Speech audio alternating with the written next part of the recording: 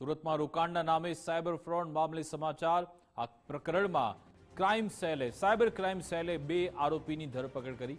મહારાષ્ટ્રના પુણેથી 2 આરોપીને ઝડપી લેવાયા। શેર માર્કેટ ફોરેક્સ ટ્રેડિંગમાં રોકાણના નામે ઠગાઈ રોકાણકારો સાથે 14.60 લાખની છેતરપિંડી થઈ।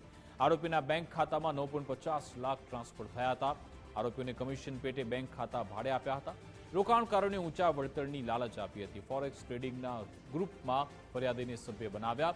ગ્રુપમાં બનાવટી વેબસાઇટની લિંક શેર કરતા હતા। ફરિયાદી પાસે આઈડી બનાવવામાં આવતી હતી। વિવિધ બેંકમાં 14.60 લાખનું રોકાણ કરાવ્યું હતું। ઓનલાઈન પૈસા ટ્રાન્સફર કરાવી સાયબર ફ્રોડ આચરતા આરોપીના બેંક ખાતા સામે 7 જેટલી ફરિયાદ થઈ। 4.68 કરોડનું સાયબર ફ્રોડ થયાનું સામે આવ્યું।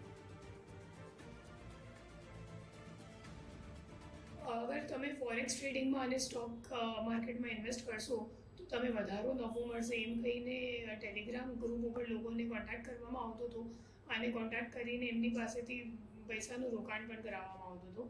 તો આપણો જે ફરિયાદી છે એમને 14,60,000 રૂપિયાની રોકાણ કરી હતી અને આ 14,60,000માંથી 7.5 લાખ રૂપિયા જે અકાઉન્ટમાં ગયો હતો એ પુણે ખાતે એક વિક્રમ શેટ્ટી કરીને આરોપી છે એમના અકાઉન્ટમાં ગયો હતો।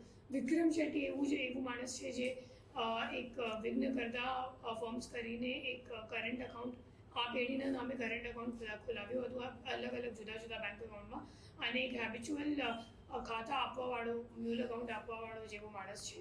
તો એમને પુણે ખાતેથી આપણી ટીમ ધરપકડ કરી છે। એના સિવાય એમની સાથે જે અકાઉન્ટ હોલ્ડર છે એમની પણ ધરપકડ કરવામાં આવ્યું છે।